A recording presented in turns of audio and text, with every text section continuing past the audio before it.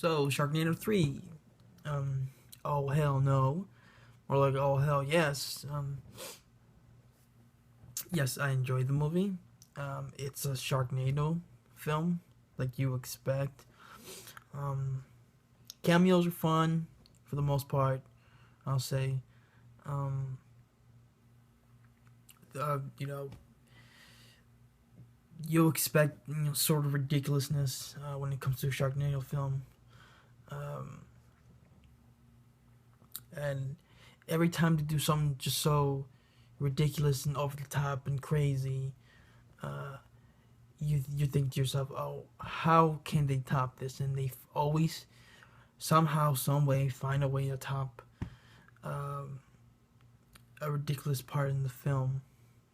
Because the opening of this movie, you have Finn coming back again.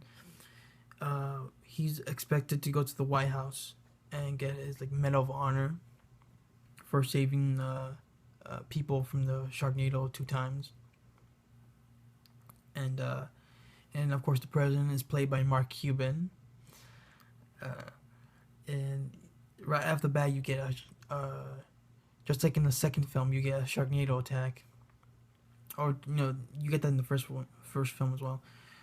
You get a Sharknado attack, and you see cameo from Lou Ferrigno as one of the bodyguards, and Finn is like a celebrity now, and you have Finn and Mark Cuban as the president, just shooting the shit out of all these sharks, and you also have Mark McGrath coming back as the brother-in-law. I think that's who he was from the second film.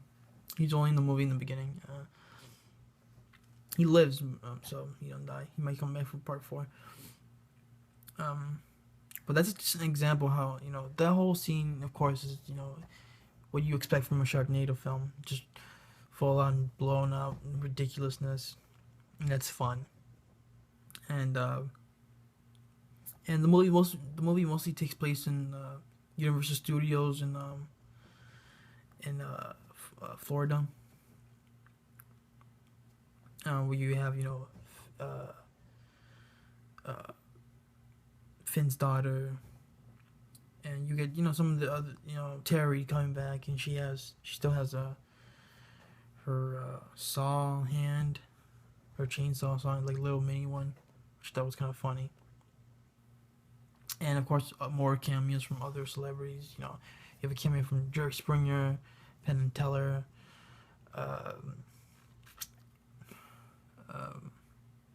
David Hasselhoff, Chris Jericho, and a small role from Frankie Muniz. I thought they were all, pretty funny when they showed up. Especially Frankie Muniz. I haven't seen him in forever.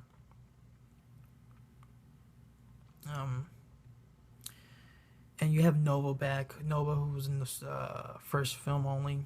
She comes back and she is teamed up with Frankie Muniz. I thought that was nice how they brought her back, and she teams up, of course, with Finn. And of course you get more shark attacks in Universal Studios, or when there's a military base, you get the Sharknado attack there. And the way the film ends, it's like, you would think, okay, they'll probably do this in Sharknado 4, 5, 6. No, they go beyond the ridiculousness in the third act, which, it's Sharknado film, whatever. Which I don't want to give away what happens in the third act if you haven't seen Sharknado 3, but I'm just like, wow, shit, that's crazy. But it does end with I would say it does end with the cliffhanger, which I thought was kind of weird. But I guess it makes sense because they're gonna make a fourth one anyway. If you've seen the movie, you know what it is, and they're already promoting the fourth film. Just the way the film ends. We're just okay, whatever. But I had fun with this movie. I'll say I still I still prefer the first one, the best. But these are guilty pleasures, and they're fun for what they are. So I don't mind the ridiculousness, even if uh, they are extremely over the top. But like I said, I like the cameos in the film. I'll say they're as funny as the cameos in the second one, but I felt like that there was more cameos in the second film. It seemed that way. Either cameos or extended cameos from hey, like I know that person. Um, but yeah, I mean it was just, it's a Sharknado film. You know, by this point, if you by this point in these movies, you know what you're getting. You're getting into. You know what you're getting into when you're watching these movies. I mean, it's sharks. It's Sharknado. Um, but yeah,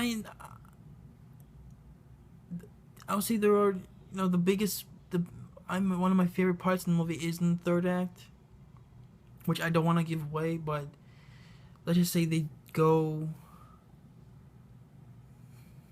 out of this world. I'll say that, which I thought was really, really funny, and I didn't think they were gonna do this in part 3, but it's fine. It worked. I mean, and there's interesting ways how they changed Finn's chainsaw. You see like a double chainsaw, or it's 2 saws, or um, the president and the White House, they give him a golden chainsaw in the beginning. That was really funny. And there's a different version of the chainsaw at the end of the film. I don't want to give away, but it's very. Let's just say it's from a galaxy. It's a long time ago in a galaxy far, far away. Kind of chainsaw. I'll see that. I thought that was really funny. But like I said, logic's out the window with these movies. I mean, they address it in the film a few times, especially the end. What happens, it's kind of like, well, fuck it, it is what it is. But it's a fun movie. Come on, if if you like the first one, at least you should like this one, for sure. But